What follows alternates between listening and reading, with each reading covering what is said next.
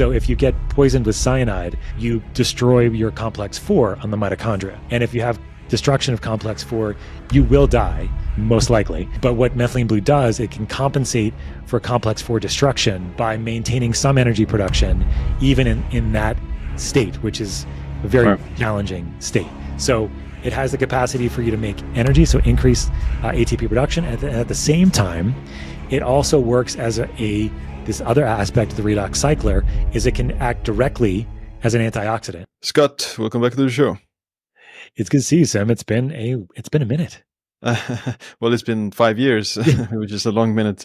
And like last time I had you on the podcast, we talked about hyperbaric oxygen therapy. And it's been quite a while since we had a discussion. Today, I wanted to bring you on to talk about methylene blue, because you're also like an expert on that. And I've seen it become quite popular over the last year or two on social media, that different people are talking about. It's called like Magic Bullet, and like a very powerful supplement for different things. So we can have a deep dive into all things methylene blue and how does it work. So maybe we can start with what is methylene blue, and there's also like these headlines that it's this fish tank cleaner. So what is it? Yeah, so I mean, there's so much to unpack here with methylene blue, but you did mention something about a magic bullet, and actually methylene blue, as it was actually discovered back in the 1870s as textile dye before it became a medical compound used in treatment for like infection, which we'll talk about. It got a name of actually called the magic bullet. And the reason for that is because you could give very high doses of methylene blue to somebody and it would kill pathogens, but it would not kill normal cells. And as a result of that, and that's kind of like this is before chemotherapy. This is before we really had any treatments for any major illnesses. There's no antibiotics, no antimicrobials at all. And so 19th century, right? What's that? It was the 19th century, I think. Yeah, exactly. So methylene blue was created. It was as a synthetic dye in the 1870s, and it was used to dye things blue, including blue jeans, actually. And somehow they realized that it treated malaria at these high doses, and at the same time didn't kill or harm normal cells, and that's how it got the name of a magic bullet. And in 1897, it was the first drug registered with the FDA here in the United States. At that time, and it was actually for malaria, and really was the only antimicrobial around until the 1950s when penicillin came around after World War II. So it was used for urinary tract infections, fungal infections, viral infections, used for specifically gram-negative bacteria. And it actually would combine with things like sunlight and actually work better. And we now know that it's a combination of red light or near-infrared light specifically in combination with methylene blue has a synergistic effect for killing bugs when you use high strength or high doses of methylene blue in combination with high strength lasers, specifically with the near-infrared light spectrum. So it was used as an antimicrobial, and when antimicrobials came around, like your penicillins of the world, people stopped using as much methylene blue. And there's a couple different reasons for that. One of the main reasons is that methylene blue increases the amount of, so it actually concentrates in the urine when you excrete it. And so when you urinate, you have blue urine when you actually urinate with methylene blue on board. At very high doses, actually, it will turn some of your other secretions blue as well, including your poop, actually, at very, very high doses, like over 3 milligrams per kilogram. So where methylene blue got its kind of angle from being from a human population is actually started being used in fish tanks in the 1950s and 60s. And now until this day is still used in fish tanks to be a fish tank cleaner in quotes.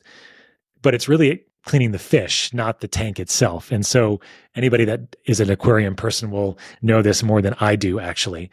But so you take out the fish, you actually treat the fish with methylene blue, and this treats their fungal infections and all the other things that can happen in there. So that's how it got this. And then it's still used to this day. And then there were some funny headlines in the beginning of the pandemic, Siim, that I think you know about. It was like there was this one headline that biohackers are drinking fish tank cleaner to reverse their age, which it's a great clickbait headline that would be good for eyeballs, right? So that's what they used. And of course, you don't want to be drinking fish tank cleaner because fish tank cleaner is not going to be the kind of methylene blue that you want. You want methylene blue that is clean, that's been tested, that is free of heavy metals, because what actually can happen during the manufacturing process of methylene blue is you can get contamination with mercury, lead, arsenic, and cadmium. So even pharmaceutical grade methylene blue can actually be contaminated, so you have to be super careful, but especially fish tank cleaner, industrial grade methylene blue. But the key is really clean sources and understanding that there's different dosing depending on if you want to have treatment for infection or if you want to treat for, or mitochondrial optimization, which is really where the biohacking optimization, performance, mitochondrial support space is kind of where we use most of the methylene blue. Gotcha. Yeah, the antibacterial and antiviral effects are one of the main ones that I've seen people talk about. So like, does it have like any like immune system strengthening effects or something like that as well? So like, why does it have? Is it just purely like just antibacterial, or does it like support the immune system in some way? So what it does, if you take over about 1 milligram per kilogram or higher of methylene blue, what it does is increase the production in our cells of hydrogen peroxide. And it does that as a result of actually binding with oxygen and causing the hydrogen peroxide production. And hydrogen peroxide, people get scared about this, but our cells make hydrogen peroxide to kill bugs, to kill viruses, bacteria, fungus. And so as a result of that, it's directly antimicrobial as it relates to increasing the amount of hydrogen peroxide production. In addition, there's a lot of other positives with this production. It actually can break up biofilms. So biofilms are these films that are created with, like on our teeth, we see like our teeth biofilm when we have that when we wake up in the morning. Our GI system has biofilms. Our urinary tract has biofilms. Almost everything has biofilms. And these are films where it's protective layers, but if you get nasty bacteria in these layers, they're difficult, or fungus, or especially bacteria and fungus, they're difficult to address because they're being kind of, they're hiding inside this biofilm. And so what methylene blue can do with the production of hydrogen peroxide primarily is that it can break up these biofilms. And so in addition to not only, so it's really like hydrogen peroxide focused because it can kill bugs directly, it can kill or break up biofilms, and at the same time, it's an immune system modulator as a result of increasing hydrogen peroxide. So at lower doses, at like 4, 8, 16 milligrams, it's not so much an antimicrobial as it's a mitochondrial support, but at these higher doses, you get this anti-infective capacity. Yeah, that's very interesting. Yeah, your cells making hydrogen peroxide is quite interesting. Yeah, and they do. It goes to show that like a lot of these, your body has a lot of like, I guess, ingredients that it makes itself as well in response to different infections. But it was made in the 19th century or discovered, and back then there was no penicillin, no antibiotics, I guess that would have made sense why it was considered like a magic bullet at that time. But like I'm just playing like a devil's advocate. Like, how does it compare to like something else more powerful nowadays in terms of the antibacterial effects? Obviously, there's much more powerful antibiotics out there now. So like, what would like doctors use methylene blue nowadays with much more powerful drugs existing? What's interesting is that the first approved use for methylene blue was malaria, and as we described, methylene blue became out of favor when we had all these new drugs that came out. And malaria, unfortunately, is actually now resistant to a lot of the medications that we use against it. And methylene blue is coming back as a drug to use for malaria as a result of this. The interesting thing about methylene blue is that there really have been no resistance patterns described for it. Most antibiotics, over time, these bugs will become resistant to the antibiotics themselves, just out of pure numbers and how fast that they divide. But the mechanism of being hydrogen peroxide production prevents there being a resistance pattern associated with it. So there are certainly more powerful antimicrobials than methylene blue. But the use of it really kind of dropped precipitously in the 1950s. So there's not a lot of great studies on the use of methylene blue for urinary tract infections in like the modern era, really what it comes down to, because it hasn't been used in this capacity. So it's hard to compare it sort of apples to apples. What I will typically do with my patients and the ones that I work with for an infectious perspective is that we're not just using methylene blue on its own. We're typically using it in combination with other antimicrobials to make those antimicrobials work better.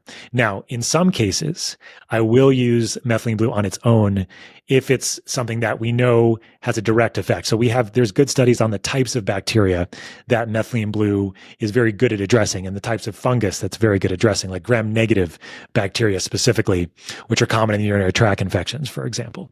So if it's something that we know methylene blue has a good track record against, also some of these viruses as well, interestingly enough, it's also been shown as an antiviral, even for COVID-like infections, or at least coronaviruses especially.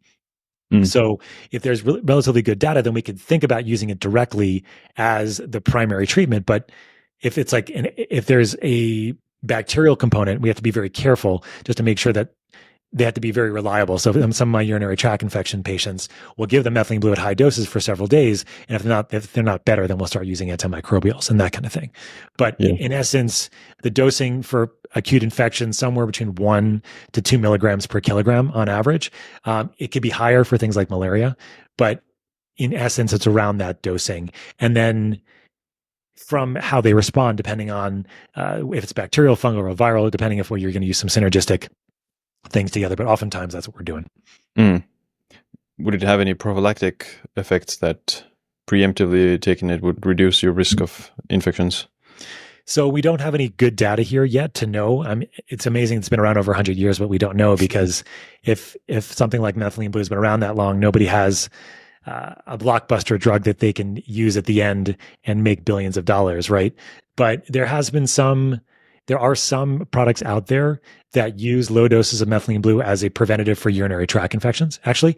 And so there is some data on the prevention of UTIs in patients that have a propensity for getting them. So usually it's women, menopausal, chronic urinary tract infections. So I've seen a lot of good responses in my own personal practice using it with patients at low doses regularly to prevent urinary tract infections.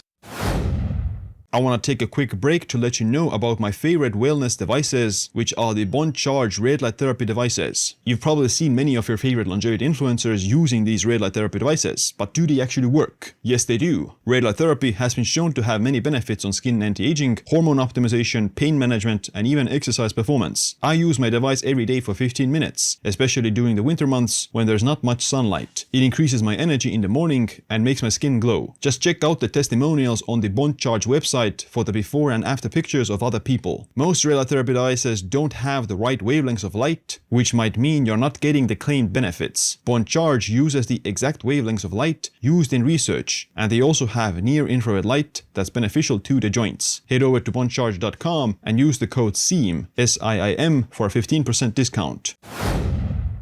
Another thing that it's very known for is like the mitochondrial function. So it has benefits on the mitochondrial function and stuff. So yeah, what can you tell us about that? So in chemistry class, many of us played around with methylene blue, at least when I was in chemistry class. And that's actually where it got that's where it's been used for almost a century as well. And the reason why methylene blue is used is it's this very blue stain, as we were talking about, and it stains a part of your cell, called your mitochondria. And it wasn't initially known exactly what was happening there, but now we have a really good sense of what's happening inside the mitochondria when methylene blue is around. And the cool thing about it is it's something called a redox cycler. So a redox cycler means that it can both donate and accept electrons. And our mitochondria, as you know, Siim, very well, is that it requires electrons to create a proton gradient so that you can make ATP. Okay. And so what methylene blue can do is it can supply electrons to the electron transport chain and compensate for any damage that you might have there. And I guess the bigger picture here is that if you have mitochondrial dysfunction, you have, significant symptoms in places where you have the most mitochondria, right? You have the most mitochondria in your sperm, in your ovaries, your brain, heart, liver, your musculoskeletal tissue, and those are the main locations. And so symptomatically, that's where people are going to have the issues when it comes to mitochondrial dysfunction. And oftentimes this is because one of the complexes on the mitochondria isn't working as optimally as it can. And what methylene blue can do is it can bypass any damaged complex that there might be on the mitochondria and supply electrons to other parts of the electron transport chain to maintain that gradient, maintain that proton gradient, so that you can maintain energy production. Maybe it's not perfect, but you can maintain energy production or recalibrate or compensate for the lack of energy production and make more of it to some degree while you have methylene blue on board. And so the most common, well, not one of the most common, but one of the ways that methylene blue is still used and is thought of as on like the World Health Organization's list of essential medications is for cyanide poisoning, actually. So if you get poisoned with cyanide, you destroy your complex 4 on the mitochondria. And if you have destruction of complex 4, you will die, most likely, depending on how much cyanide you got, and et cetera, et cetera. But what methylene blue does, it can compensate for complex 4 destruction by maintaining some energy production, even in that state, which is a very challenging state. So it has the capacity for you to make energy, so increase ATP production. And at the same time, it also works as this other aspect of the redox cycler is it can act directly as an antioxidant, so picking up free electrons. So when you make energy, ATP, you make some element of reactive oxygen species that are important, but too many can be stressful to the system. So it can act directly as an antioxidant, or it can act indirectly as an antioxidant because we talked about hydrogen peroxide production, right? At the higher levels of methylene blue that you give, you make more hydrogen peroxide, and this increases your what's called your NRF2 pathway, which you know very well. That increases your production of glutathione. Interesting. Yeah, like there's not a lot of things that could maintain that energy production in that cyanide poison state. Yeah, nothing else can that we know of. And so it's was really it like a cell study where they found that, or? Yeah. So it's a cellular study where they did it. But they use it it actually is used as an antidote for cyanide poisoning. Now, again, this is not very common.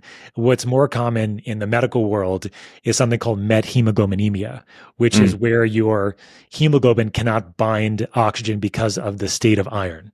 And what methylene blue can do is it can change the redox state of iron so that you can bind oxygen again, and then you can maintain energy production. So it's uncommon, but it does happen in carbon monoxide poisoning is one place where you can see it. Another one is actually if you overdose on some illegal drugs, if you're it's called huffing. If you huff things, you inhale. It's got this it's called sodium nitrite, and sodium nitrite can actually change and make it hard for you to carry oxygen. So methylene blue allows you that redox change of the iron to allow you to carry easier the oxygen.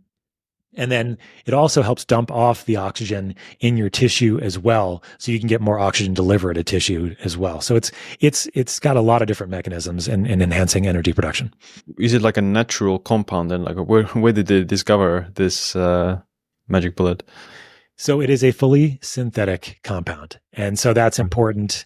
I know people get worried about things that are fully synthetic, but it's not like fully natural things are always good for us either. Yeah, right? We don't live in a natural world anymore. And so sometimes we need synthetic things to help us out. And methylene blue is one of those kinds of things. But it is manufactured. And that's why getting good quality stuff is really, really important, because the manufacturing process, as I mentioned earlier, you can have contamination with heavy metals, and that it's obviously detrimental to your mitochondrial function to have lead, mercury, cadmium, and arsenic hanging around. And so that's why it's really important you find good sources of it. And not only is it a pharmaceutical grade source, but also that the company is willing to provide you the certificate of analysis with what is going on in the product as well. Yeah, absolutely. You mentioned sunlight and near infrared. So how does that tie in with the mitochondria? So the lower doses of methylene blue, like 4, 8, 16, 25 milligrams, these synergize with near infrared light in an energy enhancing sort of way, where near infrared light around 680 nanometers in wavelength donates electrons directly to complex 4 in the mitochondria. And methylene blue, under normal circumstances, when there is relatively optimized mitochondrial function, there's no need for it to compensate for dysfunction, it will donate directly to complex 4 as well. So you have this synergistic combination. So you'll feel, if you take methylene blue and then go out in the sunlight, you're going to feel significantly enhanced overall energy, focus, you're going to have more aerobic capacity as well. One thing that's cool about methylene blue that I didn't mention is that it can also act just like oxygen in the mitochondria. So if you have less oxygen around, say you come visit me here in Colorado, where I'm at 5,000 feet elevation, or if you're on an airplane, for example, when you're 8,000 feet pressurized, you can do my conversions to meters for me. Siim, I don't know them off the top of my head. Or if you're doing aerobic work, like if you're doing exercise and you want to increase your aerobic capacity, the way you can do this is actually having methylene blue on board. And actually, I've been doing this now with some athletes doing triathlons, ultra marathons and things, and using methylene blue, and they can keep their heart rate up for longer without having to dial it down as a result of having it on board. So it is synthetic. There's no doubt about it. It doesn't come from a natural location, a natural compound. But again, we don't live in a fully natural world anymore, do we? So for sure. So it like enhances oxygen uptake or energy production, and a combination of those things. So what it does is it actually binds. So it binds it's like the final electron acceptor in your mitochondria is oxygen. That's what we need, oxygen. So we have 4 complexes on the mitochondria. The fourth one, complex 4, cytochrome oxidase, methylene. So electrons flow through, and then as they go through complex 4, they need to be bound to oxygen so that you can make energy, basically. And so if there's not enough oxygen around, that system is going to shut down. It's going to slow down. Methylene blue it can compensate for that, because it can actually be that final electron acceptor, just like oxygen can be. Gotcha. And so in the presence of low oxygen, it can be maintaining the higher energy output. Yes, exactly. And this has actually been studied in traumatic brain injury and stroke. If you have a stroke, methylene blue, at least in animals that's been studied, it can rescue mitochondria, rescue tissue, prevent tissue from dying, really. And the mechanism of that is that because it can help maintain energy production even when there's less oxygen around. And so it's not been studied in dramatic levels in humans in this way, but because of how compelling the evidence is, like for all of my patients, I have them have a higher strength methylene blue in their medicine cabinet at the ready if they have an acute infection, or if they have an acute stress, trauma, God forbid, stroke, heart attack, something like that. I have them take 2 milligrams per kilogram of the methylene blue right away as a way to help compensate for the hypoxic conditions that are happening. If it's that issue, or if it's an infection, then we know that these high levels of methylene blue can be very, very helpful. But usually I'm giving much lower doses of methylene blue for mitochondrial dysfunction. This, as we talked about, can manifest in a lot of different ways. If from a brain perspective, obviously chronic, concentration issues, brain fog, memory, learning, verbal skills. This is all related to mitochondrial dysfunction, usually at its core.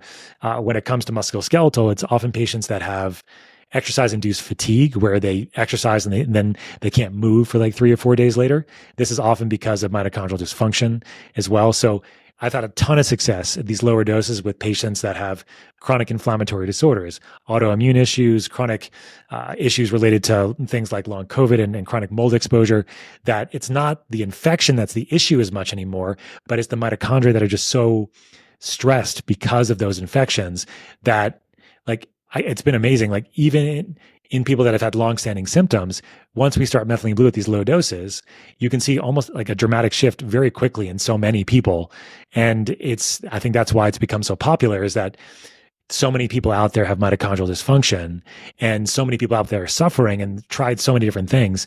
And what's so wonderful about methylene blue at these low doses is that it's the cycler. So you have the capacity to make energy and support that, but at the same time, you're not stressing the system by just making energy, but because you also have this capacity to have it as work as an antioxidant at the same time.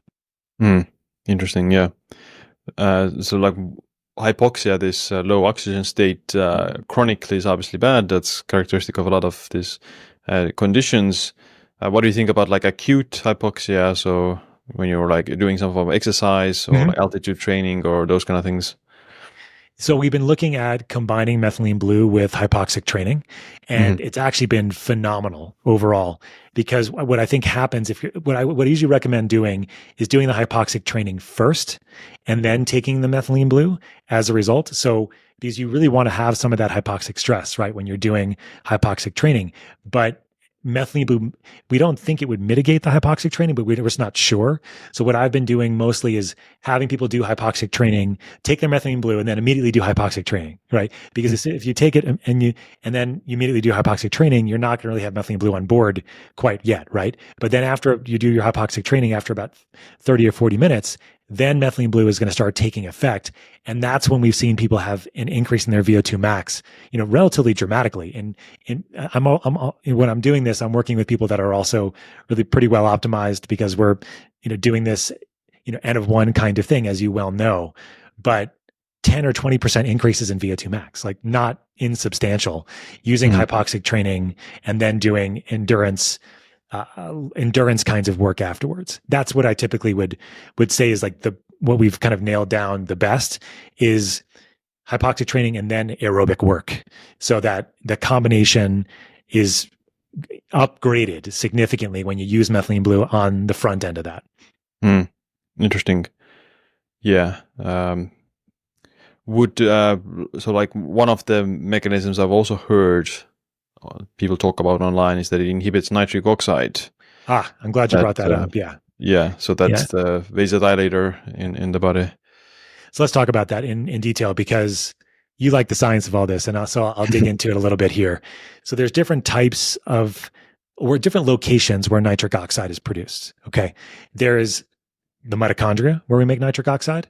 This nitric oxide is typically made when we need to dilate blood vessels that are supplying those cells with the substrate that's required to make energy. This is what's called glycolysis, right? Glycolysis is the production of taking glucose, or ketose is the same thing, or taking ketones and bringing these to the mitochondria so that you can make energy. Okay.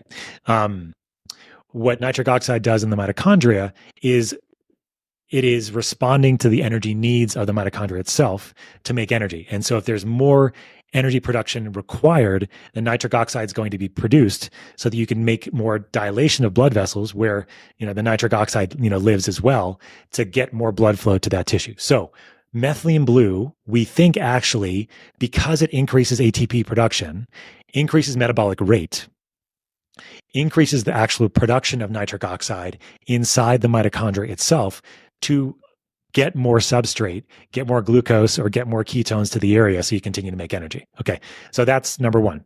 There is nitric oxide also in the blood vessels that we talked about as well, right? Nitric oxide in the blood vessels is what we think of for heart health and for cardiac capacity, et cetera. That's the nitric oxide there. And then that's related to the nitric oxide that's in the mitochondria. Okay. But then there is a different type of nitric oxide produced that's in circulation. This is what's called inducible nitric oxide. Inducible nitric oxide is produced when you have trauma, you have inflammation, you have infection.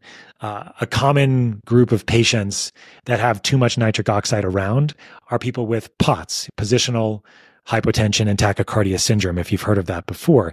These patients have a hard time maintaining their blood pressure when they change position, and their heart rate is higher at all times because they have a hard time maintaining the the constriction of their blood vessels because they have too much nitric oxide around inside circulation.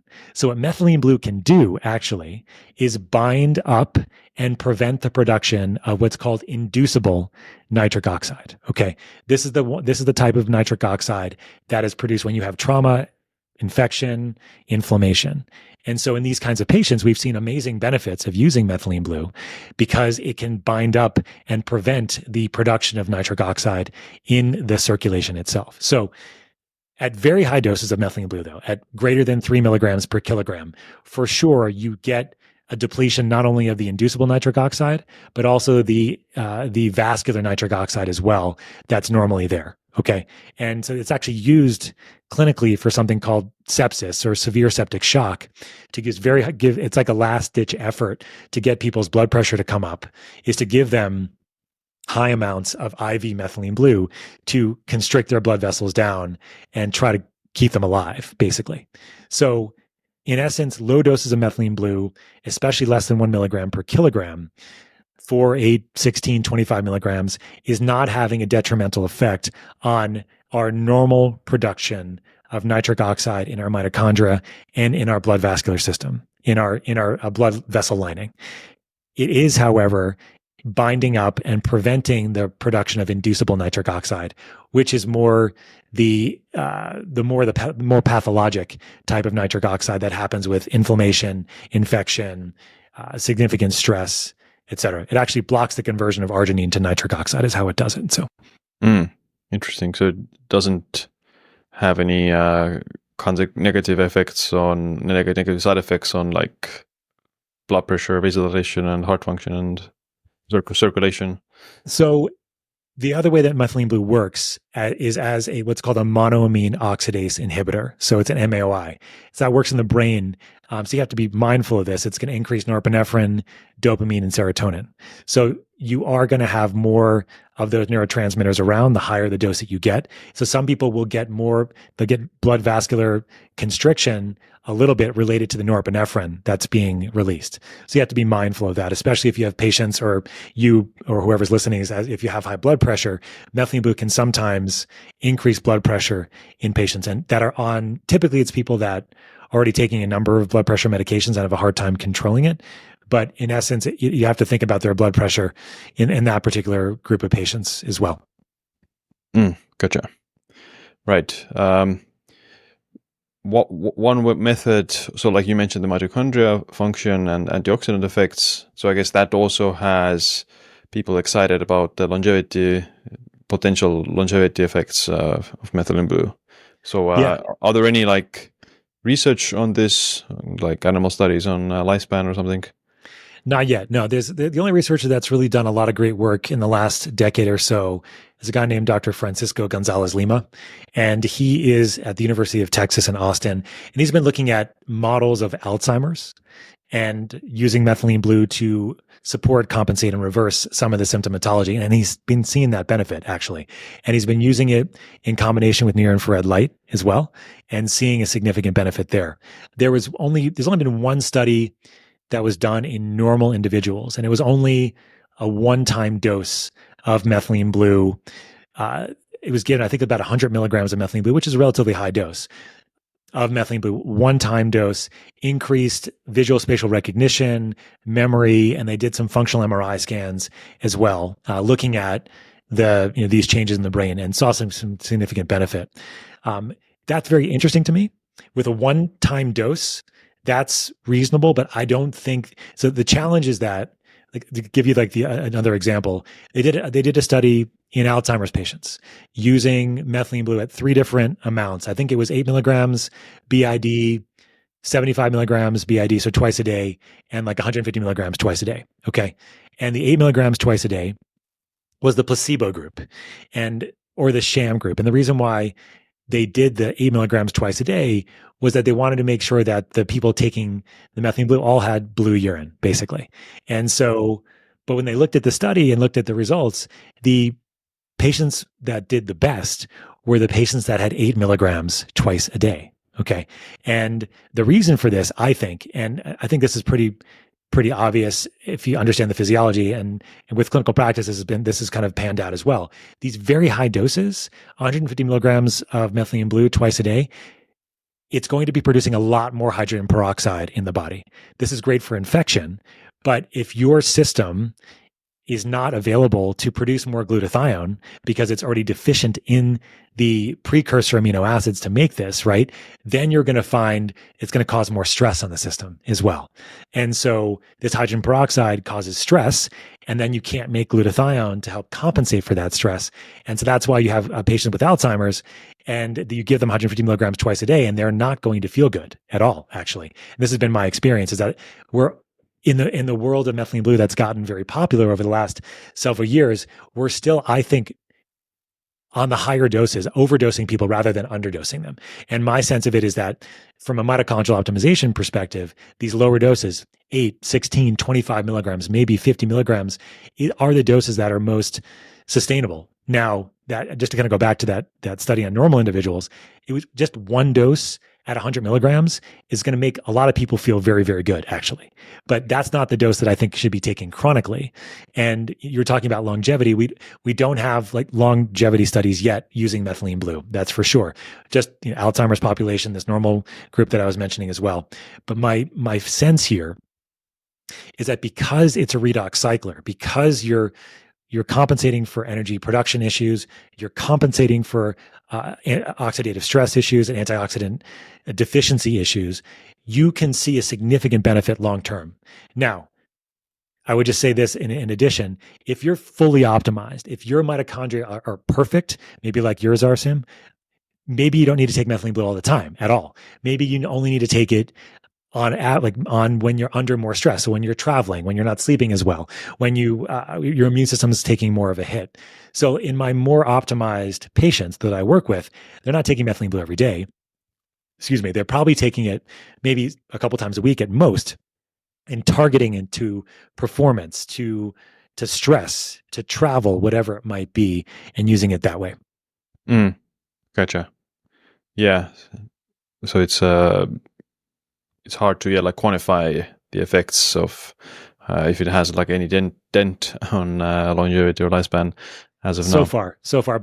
But the thing is, it's hard to do studies in something that nobody can make $1 billion on, as you know, Siim, right? So like it's one of those things where I'm using it across the board from the medical health spectrum, using it in really, really sick people that can't tolerate anything. You just give them slow amounts of methylene blue. The key with chronic inflammatory conditions is that you start off with very low doses and you slowly titrate the dose over time.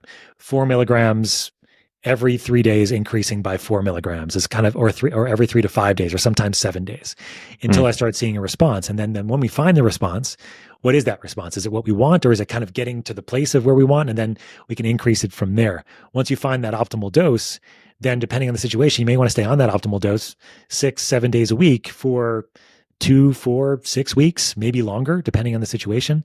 Then you can try to slowly wean it down over time. But the key for me with methylene blue, if it's not an acute issue, is slow titration, which can be hard depending on the type of form you're taking in the methylene blue. Like the liquid is very difficult to dose. It gets everywhere. And then the potency is about 20 or 30% less of what's on label claim on our testing. We use troches, as you know, at Transcriptions, which are these dissolvable lozenges that are easy to dose. You can cut them up in squares. You don't have to dissolve in the mouth. You can just swallow it, because if you do dissolve the mouth is going to be very blue. That's for sure. Although some people do better dissolving in their mouth, honestly, because it's going to work faster that way. The cool thing about methylene blue, though, is it's almost 100% bioavailable, whether you put it in the mouth as a troche, if you swallow it, it's just going to be how fast it gets into the system. But I have a strong feeling that on the longevity side, Siim, that we're going to see much more ongoing, but more probably intermittent dosing, probably not everyday dosing for most people. It's going to be more used, as like a 3 times or 4 times a week kind of deal, which is what I typically do, in my own personal practice. Gotcha. Personal care, what I do for myself. So. Yeah. But one thing that there is some evidence is like the skin anti-aging. So it's very powerful has antioxidant effects, and some people might use it for like skin anti-aging effects. Yeah, there's more and more skin products that are using methylene blue in them. And if you talk to people that know a lot about the skin, they'll talk about skin aging being it's very difficult to get systemic antioxidants to the face and to the skin. And so using topical has been interesting. But people will tell me, again, there's not a lot of studies here, except for is a study on sun exposure with methylene blue protecting from damage from sun exposure. This is what you were talking about. It's a very interesting study. But you will actually get reports. I get reports of people that their skin feels better and looks better using methylene blue orally as well. Again, and it's so highly bioavailable, which is great. It really does, have a really good diffusion capacity. If you have blood flow getting to areas, methylene blue is going to get there too. And it's going to hone to areas where there's more mitochondria in general. Okay, gotcha. So it's like some creams and serums. Can you with a tincture, a pipette with the liquid methylene blue, can you just use it on your face, or? Yeah, I mean, you can, but you're going to be really blue. So there's some of these. So there's two different forms of methylene blue. It's methylene blue and something called leucomethylene blue. Leucomethylene blue is just a different form of methylene blue. So methylene blue itself is the oxidized form. And then leucomethylene blue is the reduced form. So it's got more electrons on it. So leucomethylene blue is clear. So a lot of these newer formulations are using the leucomethylene blue as for skin creams and things like that. It's unclear to me if that's as effective as the oxidized form, the blue form, because the blue form can actually pick up free electrons much easier than the colorless form or the leucomethylene blue. So, but yeah, you're seeing much more of that. I mean, we were the first company, as you know, back in the day, Siim, in 2020, that came out with methylene blue products at Transcriptions, and there's been a lot of interest, and there's a lot more products out there, which is good. I think that there's more options. I think the key is making sure you get good quality, right? Because quality is a big issue, as we were talking about. Understanding the dosing, just knowing that liquids tend to degrade faster than capsules or troches, for example. And then you also have to think about, of course, and we didn't talk about side effects or things to be concerned about. We should probably go through some of those just for people so that they know. But understanding that making sure methylene blue is appropriate for you. And I can say that most likely the dose that you need to start with is much lower than you think. A lot of the dosing out there is usually around 1 milligram per kilogram is what's quoted. But what I've found is like 4 milligrams, 8, 16 is almost always better for mitochondrial function. Gotcha. Right. There's this older guy, I think it was many years ago, that went viral, that his skin was completely blue, but he was not taking methylene blue, but he was taking the colloidal silver. Yes. So does it have any effects on your skin pigmentation if you take it too much or something like that? No. I mean, so if you take very high doses of methylene blue, you will get secretions, not only of your urine, but other secretions that will turn blue as well. So your tears will turn blue, your poop will turn blue. Yeah. Wow. But this is high doses for long periods of time, like 2-3 milligrams per kilogram. In general, like low doses of methylene blue are very, very safe. You have to also, there's a couple things that we have to just keep in mind. We talked about initially a little earlier about hypertension, high blood pressure. So if you have high blood pressure, because of the norepinephrine aspect of methylene blue, you might have a blood pressure rise. So you have to be careful about that. So in patients that are on multiple blood pressure medications, I do have them watch their blood pressure very carefully. The other thing about it being a monoamine oxidase inhibitor is that it increases serotonin and dopamine. So if you're on drugs that increase the amount of serotonin and dopamine around, you have to be careful. There have been some studies showing very high doses of methylene blue, over 1 milligram per kilogram given IV, along with SSRIs and these newer generation SNRIs, or serotonin and norepinephrine reuptake inhibitors, may cause something called serotonin syndrome, which is very, very dangerous and very rare. It can cause hemodynamic instability. Your blood pressure goes up, your heart rate goes crazy. But it's never been described with oral methylene blue before at any dose. But so if you are taking an SSRI or SNRI, I do recommend working with a practitioner and going very slowly with your methylene blue dose. Typically, it's not an issue, but it is something to be aware of, that there can be an interaction there with serotonergic drugs.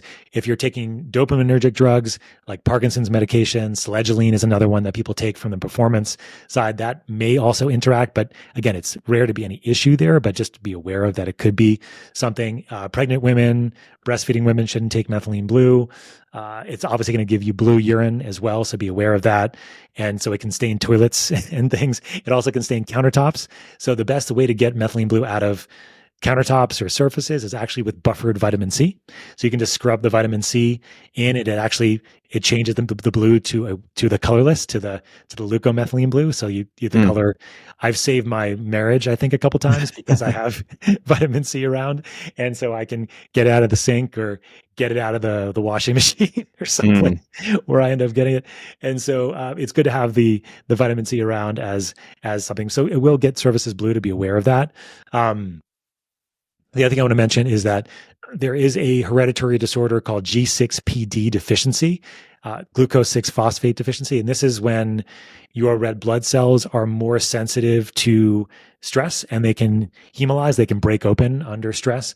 And so very high doses of methylene blue have been described as causing a hemolytic crisis or a red blood cell destruction crisis. This is, again, going to be over 1 milligram per kilogram. It's only been described in IV methylene blue as well. But if you're taking high doses of methylene blue for long periods of time, especially, you should definitely get a G6PD test. It's very easy to get with any provider, really. But if you're taking low doses, 4, 8, 16, 25, it really shouldn't be an issue. And so I don't regularly have people get tested for G6PD if they're taking methylene blue, unless they're going to be taking very high doses of it, especially for long periods of time. Just like if you're going to take IV vitamin C, for example, like you want to get the G6PD test as well. It's the same potential risk of causing oxidative stress, or like a lot of oxidative load, inflammation, reactive oxygen species in the system that can cause the red blood cells to be more sensitive if you have this particular condition. But all those things being said, methylene blue has been used as high as 12 milligrams per kilogram in malaria, and people do fine for short periods of time, even children. Okay, so that's where the safety profile is extremely, extremely good. And I use it so much in my own clinical practice, because what I find, Siim, is that so many people have a long way to go with their mitochondrial health. They have a lot of things they need to clean up. They have toxins, they have infections, they have medications that they're taking, they have stress and whatever in their lifestyle, their relationships, all that stuff needs to be cleaned up. But if you can optimize their foundational mitochondrial health by giving some methylene blue, you can really start seeing them have a benefit very, very quickly. And so that's what's so great about it. You can use it low dose, you can use it slowly titrating, and then you can do all the other things that we can do. And as you know, like our company, we have a nonprofit called Health Optimization Medicine and Practice, or Home Hope for short. And this is a nonprofit organization training practitioners on how to optimize health. It's a 7-module certification, and like there's other ways of doing this, but our perspective is to optimize health and focus on creating like the first standard of care for health, and not just diseases, which all have standards of care. And so, but all of this health optimization stuff, as you know, well, for most people, unlike you, Siim, it can take a while, right? If you're starting from a place where you're super sick, or you're 40 years old and you feel like crap, you can't pretend like tomorrow you're going to feel better. That's going to take a long time, or longer, 6 months, a year, or longer. But methylene blue is one of those amazing compounds that can help people right now while they're on that longer path, is what it comes down to. Yeah, absolutely. So you mentioned the Transcriptions, which is the company you're involved with, and you're using the troches. So, and I've seen like a lot of people use it as a nootropic. So, is there any like mechanisms there, or yeah? Well, so methylene blue as a troche. So Transcriptions was developed as part of the way we can help people right now, actually, on the longer path of optimizing their health. And that's where the nonprofit is kind of the birthing of all of this. And the troche is a great delivery device because it's easy to break up into quarters, halves, or fulls. It's a dissolvable lozenge. I actually have them over here. I can show them briefly for your YouTube audience. It looks like this over here. So it's a square, and it's got that scoring in the middle, making it easy to cut up into quarters, halves, or fulls. Troches were developed on our side because we knew about these from medical practice. They go between your upper cheek and gum. They bypass metabolism in the liver. They're faster acting than if you take a supplement and you swallow it, which is great. The nice thing about methylene blue, as I mentioned earlier, though, is that it is 100% bioavailable just about. So you can swallow it and get the same mitochondrial effects, but it's going to be faster here. And I do find when my patients that have more cognitive issues, they do better with it dissolved in the mouth, even though the mouth is going to turn pretty blue in the process. That's the beneficial or not so beneficial side effect, depending on how you look at it, right? But from a nootropic perspective, pure methylene blue is going to go where it's needed. And there's tons of mitochondria in the brain. That's why people take methylene blue. They feel this elevation. They feel more focused. They feel this sort of subtle energy lift. And then we also have another product called blue cannatine, which is a combination of methylene blue with nicotine, caffeine, and CBD.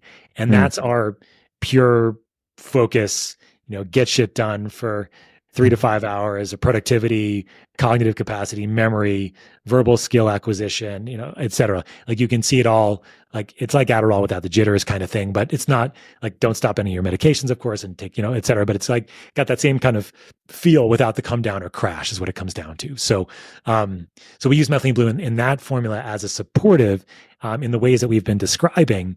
But at the same time, I was using nicotine and caffeine to kind of clock the energy production cycle, so you're revving that up at the same time. But methylene blue and CBD are really supportive there. So, so that's how we developed it. And so methylene blue on its own is not technically nootropic, but it can feel like one, especially if you already have some cognitive issues and like you're like, holy crap, my brain fog is better and my attention span is better. So oftentimes we'll give them the methylene blue first in people, and then maybe some blue cannatine down the line, depending on how well their brain is or how much stress their brain's under already. But it's a very low dose of nicotine in the blue cannatine. It's just 1 milligram. And so, cigarette vaping products, 26 milligrams, 50 milligrams of nicotine, ridiculous amounts. So just 1 milligram. And I'm sure you've spoken about this before with nicotine. It's a fantastic cognitive enhancer. It decreases inflammation. It increases some of the good neurotransmitters as well that can help you feel more focus and cognitive enhancement, et cetera. So as long as you don't vape it or smoke it, of course. Yeah. Right. Yeah, I've tried it myself. It kind of feels... Yeah, like it feels like a nicotine gum from the nicotine, but it has some other effects as well from the methylene blue. Yeah, the thing about nicotine gum for a lot of people, at least in my experience, is that it can hit you so fast that you kind of feel like edgy or a little bit just uncomfortable. Or a little bit nauseated as well from the nicotine. So the troche form is it dissolves between about 15 to 30 minutes. So you get more of a slower release than the gum actually. And so you don't get that same kind of jitteriness. And then it also has the CBD and methylene blue in there that are really nicely supportive at the same time as having the nicotine and caffeine. So like if you want to get things done for 3 to 5 hours, targeted focus, it is fantastic. Also, if you have brain inflammation, a little bit of nicotine can go a long way. And we've seen this a lot in the chronic infectious or post-infectious population now. People just with a lot of brain fog after an infection, like a little bit of nicotine in the blue cannatine can go a long way. And I have colleagues that I'm sure you know about using nicotine patches as well as a way to help with this chronic inflammation and seeing a lot of benefit there too. Yeah, right. We can maybe briefly go through the dosages again as well, so that people don't take the wrong dose. That's a good idea. So lower doses of methylene blue, 4, 8, 16, 25 milligrams. These are doses that are for mitochondrial optimization, improving energy. Or? That's just milligram doses. Okay. That's just milligrams. Right. So 4 milligrams, 8 milligrams, 12.5 milligrams, 16 milligrams, 25 milligrams. These are the doses that I found to be most optimal for mitochondrial optimization. I tell my patients energy and resilience, the ability to make energy and the ability to detox from that energy that you've made. So energy production and detoxification, anti-inflammation. Okay. The higher doses, over about 50 milligrams, but around 1 milligram per kilogram or higher, are good for acute mitochondrial stress. So acute trauma, acute inflammation, and also for acute infection. So a lot of my protocols for acute infection start off at about 2 milligrams per kilogram. So for you or for me, like about 70 kilogram adult, that's going to be 140, 150 milligrams of methylene blue that you would take for a couple days. And then you would slowly come down on that dose over several days after that. So usually I wean it down over about 3 to 5 days after an initial starting dose of about 2 milligrams per kilogram in general. So if you're looking to start methylene blue, understand why you're going to be taking it. If you're going to be taking it more for mitochondrial support or for performance or for athletic performance, so endurance, training, start off at the lower doses, 8 milligrams, 16 milligrams, maybe 12 and a half. Like that's where I really found to be a really great starting dose. And then titrate your dose every 3 to 5 days if you're taking it every day, or take a higher dose the next time you're going to go training to see if it has an effect. So what I found for most of my athletes is that for most athletic work, 16 milligrams is a really good dose. If they're doing a lot of endurance work, so I had an ultra marathoner that I worked with recently, 100-mile race here in the US, Leadville race it's called. So this is one where you're going up to elevation up to 13,000 feet. So it's very, very high. We did 32 milligrams of methylene blue every 4 hours with blue carnitine every 4 hours as well, and which is another 5 milligrams of methylene blue. And he shaved 3 hours off of his time from the year before. Wow. So it's a big deal, right? And I'm seeing this now with hypoxic training, like we talked about as well. And so, but the key is don't overdo it. Don't start with 100 milligrams, usually. Unless you're really well optimized or you're just taking it once, you'll probably be okay. But if you already have chronic inflammation, like start off at low doses and titrate it up. Gotcha. Yeah. And what are the different routes of administration? So like the liquid form or the pill form or the troche or? Yep. Yes. So obviously you have IV, which is going to be your fastest, and that's not going to be that accessible, but it is more accessible in the US in some locations. Let's keep that aside for now. Either troche, oral in the sense of a liquid, or a capsule, or a tablet now. So there are some developed, and so in the US, you can get it from a compounding pharmacy, you can get it prescribed, but you can also get it direct to consumer. Like our company, Transcriptions, is available throughout the United States. And we have actually 3 products with methylene blue. We have our higher strength methylene blue for practitioners only. It's 50 milligrams, 50 per troche. And we have our Just Blue, which is 16 milligrams, which is available to everybody. And we have our blue carnitine, which is a combination of the methylene blue with nicotine, caffeine, and CBD. So those are all available online. But yeah, those are the different dosage forms available. Gotcha. Right. Is there any future like where you have a patch or something like that? That's interesting. I hadn't thought about a methylene blue patch. It is very what's the word? It's very absorbable. So like it would technically be there. But I just worry about blue skin. That's been my consideration with some of the skin creams as well. It's how long your skin's going to stay blue and be a Smurf that way. But my sense with methylene blue, Siim, is that it's just going to continue to get more interest and more popular. I mean, over the last couple of years, it's exploded. Like before that, nobody knew about methylene blue at all.